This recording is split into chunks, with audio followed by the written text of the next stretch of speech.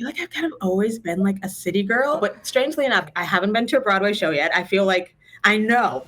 Today's episode was amazing because we got to talk to NWSL Champion and 7-year member of Gotham FC, style icon Mandy Freeman. Mandy Freeman, welcome to the Indivisa Show. Hello. Happy to be here. So excited to have you. I love that you're also wearing something that isn't a soccer jersey. Like you were like, I had to come in with a fit. My comfy sweater. I know it's getting cold out there in New York, but we're going to talk about where it all began for you, Palm Beach, Florida. Do you have a memory of when you were first playing soccer? Yes, I do. So I kind of got into soccer because I have 2 older sisters that played, and I was always just like at the soccer field because they were. Yeah. So I really had no choice but to play soccer. And it was just like with all the other like siblings, like off to the side, like we would have like our own little like small-sided games or just like messing around with the ball. And that was kind of like my first introduction to like playing soccer. And then every summer we would have soccer camps in Key West, and we would like play soccer in the morning, and then like in the afternoon, like go to the beach or do like some like fun activity, and then have like an evening training session. And I think that was like where my love for soccer really like grew, and I got like better as a player, but also like found a better appreciation for it. Totally. And I know both of your parents were athletes. Like, how did that influence you? Did you have a competitive household growing up? I mean, you just mentioned your sisters, so I'm sure. Mm-hmm. Oh, for sure. Definitely competitive. Even like my sisters now are like, one of them is like, if I started running again, I'm sure that I could play and like try for 2. I'm like, you're like, really couldn't. I'm like, no, like, but okay, suit up for Gotham and see what happens. Right. Yeah. And then my mom, she ran track at Rutgers. She was just up for the Rutgers homecoming. So basically soccer and track were like the only 2 sports that I did, but very competitive household. I mean, you've really evolved into like a big city girl. I mean, obviously going to USC in LA and then winning a Natty Champ and then many, many years in New York, 7, I believe. Did you always want to live in New York or end up in like a big city? I feel like I've kind of always been like a city girl. Yeah. I don't know what it is, but yeah, going from LA to New York, me and my best friend at the time got drafted to Sky Blue at the same time. And so we were just like first time like living like out of the state, like together, and we just like went into the city like almost like every weekend. We tried to have some excuse. But strangely enough, I talk about this every time. Like I haven't been to a Broadway show yet. I feel like I know. I've lived here, I know it's 8 years technically, or 8 seasons, even though we don't count 2020. Yeah, haven't been to a Broadway show. I'm ashamed at myself for living as close to New York as I have been for the past like 8 years and not having seen one yet. I know, gotta get with the culture of New York. With Gotham in your 7th year, what has been your high and your low with the team? High, I feel like would be the championship. Obviously, I've been with this club through like a lot. So just seeing the growth of the club, of the players that we've had in and out. I feel like that win was really for like anyone who's ever been at Sky Blue, because we were in the trenches for a little bit, and totally. So it's just a really satisfying win to like have all of my years kind of like accumulate to that. Made like just like sticking it out kind of worth it. The lows, I feel like every year has kind of had its own unique low. That's just like the rise and fall of just like season in sports in general. But I'd probably say when I got injured 2019, first week of preseason, tore Achilles, and I was out for like the rest of the year. I'd probably say that was my lowest low, because at that point it was the longest that I'd gone without playing soccer. Like I haven't gone since I was 4 years old, maybe longer than like 3 weeks. To go then like almost a full like year, 12 months was really, really rough. So I had to like find my way around the world and like navigating my life without having like playing be all of it. Who got you through that, or like what helped you through those times? I would say my teammates, my friends, and my family. Just like talking to my mom a lot. I had started like therapy at that time to kind of like work through my emotions. And so just like finding literally myself and like my identity without soccer. So a lot of it was like doing normal things that I don't get to do when I'm like in season, which is like going to weddings, going to like friends' housewarming parties. Is that like? I know. Yeah. So I was like, I actually have time to like do all these things. And so it was a great time to really reconnect with like my friends and my family. Sometimes it's all meant to happen, right? So one thing I really want to speak to you about is, Gotham was one of the first teams to invest in having a DEI training through Equity Commons. And you spoke about the importance of the club putting their money where their mouth is and, just like doing things that matter to you and the players. How have you embraced, and can you talk about sort of the work that you've done with the Black Women's Player Collective? Well, the Black Women's Player Collective was started at a time where there was a lot of social justice happening outside of sports. And so we had felt like it was a long time coming for like us to have like a collective voice. And there was a lot of people that were like speaking on behalf of like the Black players, or just like speaking on things that they don't have as much like firsthand knowledge or experience with. So we wanted to like have our own voice, have our own say. And it was started by a few Gotham Sky Blue alum, and just to give us all like a safe space, which was great because it really got a lot of conversations going around race in this sport. Obviously, it's a pretty like white dominated sport, and so just having another shoulder to lean on, other players to talk to about their experiences in different markets and different teams was, I think, really helpful at that time period. And it's something that I feel like is going to be really important still moving forward. And just, I think the things that we tried to do with the Black Players Collective, with the mini pitches, a lot based around like accessibility to lower income neighborhoods and just visibility as well, like having that representation of like seeing like how many wonderful Black players we have in this league. Because like growing up, like my biggest struggle is the question of like, who was your role model growing up? And I'm like, well, I didn't have too many to look up to personally. So like a lot of the times my response is like my sisters, or like Brianna Scurry. And so just like knowing that like people can choose more than one person, and it can be someone that plays their position, or like it's not even like just on the field, but in staff, on a coaching staff. I think is really important. Now you have little girls that are going to be saying your name. How's that feel? It's weird because I don't think of myself that way. So like whenever I had like a person in Jersey City, I saw them tweet about it. They like said Mandy Freeman, and I was just like, yeah, do I like literally no like people are talking about you like both as a player, but also just sort of like the way that you've embraced like your Blackness with your fashion and just like what you stand for. And it is really cool to see sort of like, I mean, you've been with the club now for so many years, like you are that person to so many little girls, so that should make you feel good. Oh, thank you.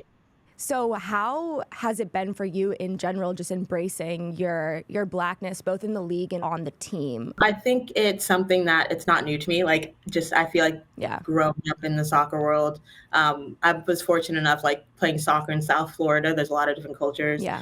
And so I've had kind of that visibility with like my teammates, but just like navigating it in the world of soccer, I think it's more so how others view Black players in the leagues. I just feel like a lot of the times we're known as just being strong or just being athletic. And I feel like I would love to come to like, or have it be to when we're being addressed as being like technical or like savvy and smart and like critical thinkers on the field, because I feel like there's just so much more to like the Black players in the league that like we can talk about and encourage and like speak on more. I mean, you said it better than I ever could. I mean, let's just have you go one-on-one. Like you're throwing out crazy moves. It's not just all about your speed, which you are very fast, but there's a lot to it. Now, the next segment we're going to move on to is Thrifting Fashion, which, you're pretty much known for all across the league and to fashion girlies everywhere. So as the league's thrifter and a fashion icon, what does a successful day of thrifting look like for you? A successful day? Because I know there's some gnarly stuff that happens with thrifting. Like sometimes you put your hand in that pile and you're like, I don't know what I'm pulling out. Oh yeah, no, it's like it's its own little separate battlefield out there. It really is. And so I think a successful day with me would be like ideally having coffee, because I gotta have the energy to go through all the racks. Gotta get fueled.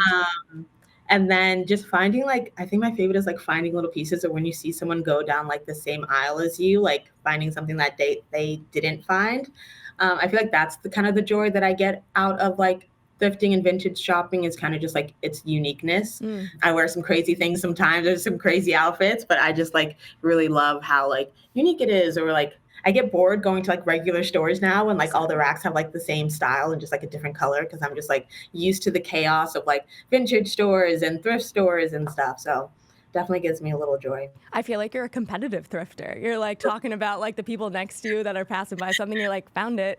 I am an athlete, so I just feel like I approach all things in life with some amount of like competitive nature to it. So, And who are you bringing thrifting with you? Taylor Smith, I feel like Oh the my people gosh, yeah. that have the patience to like go through like all like, because it takes time. You're not going to find a hit like right away, unless that's also a good thrifting day when like right away, like I find something that I like. My best friends from college used to do it a lot. My mom is one of my favorite people to go thrifting with. She's starting to like understand my style a little bit. Yeah, a lot of the time. So I feel like I'm like by myself because I just like, it just gives me like a little moment. And that's kind of like my way. Like, I don't know. I just feel like it just gives my brain a little break, just like sorting through all the racks and everything. So yeah, I'd say either my mom, my besties, and just good old me. And do you have any sort of like fashion inspirations or does it rotate? It honestly depends on the day. Like there Yeah. be sometimes where like I manifest, I'm just like, I really want like leopard print shoes. And then like the shoes that I wore this past game day, like were boots that I found like 2 months ago. And then like I just went and they were just like right there. I'm like, I don't know how these are still here, but I'm thankful for it and thank you. And they'll be featured in my next game day post.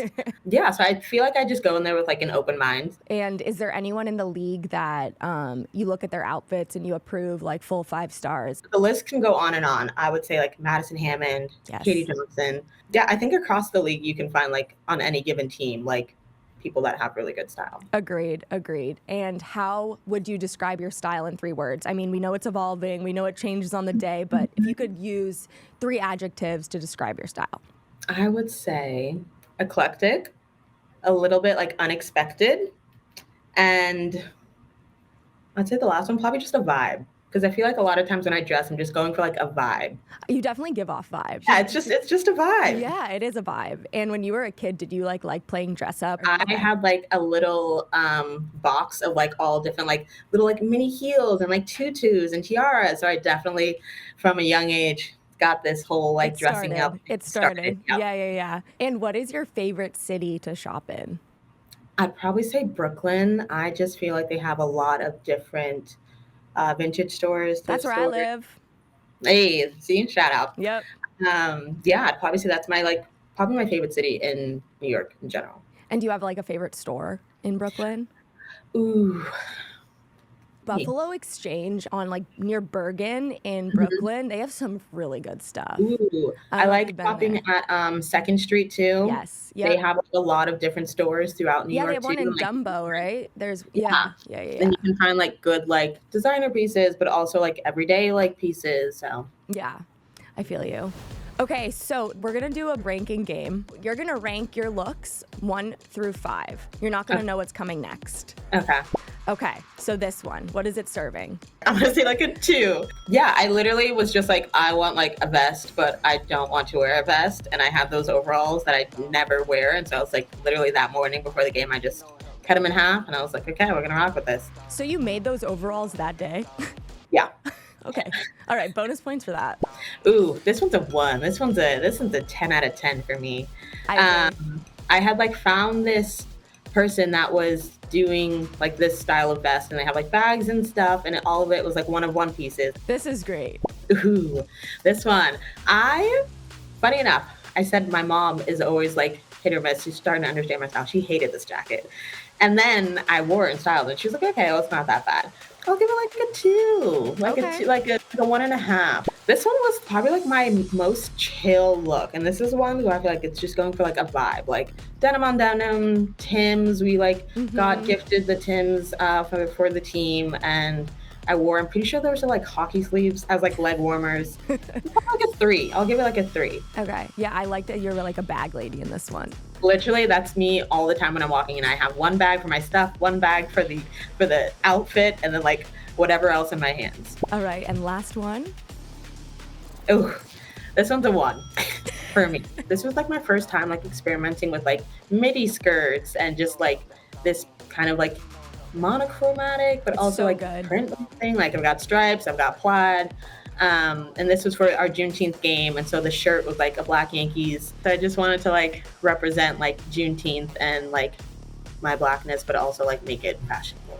No, this one, 10 out of 10. So now that you ranked most of your looks a 1, which I also agree with, the last game is I'm going to show you a bunch of different tweets from your teammates, and you're going to guess who wrote what tweet. Oh my gosh. Okay. Okay, get ready. I tried to bake some cookies and things were going really well until my mom noticed I set the timer for 11 hours instead of 11 minutes. I'm going to say, Who's a cookie baker? Let's see. I was about to say Neely and Sam are like the bakers on the team. So those would be my immediate guesses. Rose. Oh my gosh. Well, I guess there's a reason why she doesn't bring in her baking stuff to training. When he says they've never hung out, but his phone connects to her Wi-Fi. LOL. First of all, I know that is Sonic because I literally remember this game. Hey! My mom just told me I make perfect bacon. Probably the nicest thing she has ever said to me. This was a tough one. Nicole Baxter. Oh, she was that was my first initial. That's when I just know I need to go with my intuition. Gyms in airports. Why isn't this a thing? Who's trying to work out when they're at the airport? Let's just think about this. I'm going to say Kelly O'Hara. Yes. Why do I think 6 a.m. flights are okay? 6 a.m. flights. Who is an early riser on the team? Wow, this one's stumping me. You ready? Yeah. Allie Long. I have never seen her show up on time for a single flight we've ever taken. So at 6 a.m., she's missing that. I 100% think a gorilla would kill a tiger. I'm going to say maybe a Sam Hyatt. I know that's wrong. Let's see. Lynn? Again! I didn't know it was Lynn either. What? I'm going to have to talk to her about this when she gets back. Oh, that's so random. My fam just came in singing favorite things from The Sound of Music to help me post-wisdom teeth removal. Not gonna lie, I feel a little better. Sound of Music. Maybe a Neely Martin. I don't know. It was hard. Let's see. Yeah. Sam. Oh my God. She was going to be my guest, but I just guessed her and got wrong. I don't like this game. The competitive side of me is hating that I'm losing.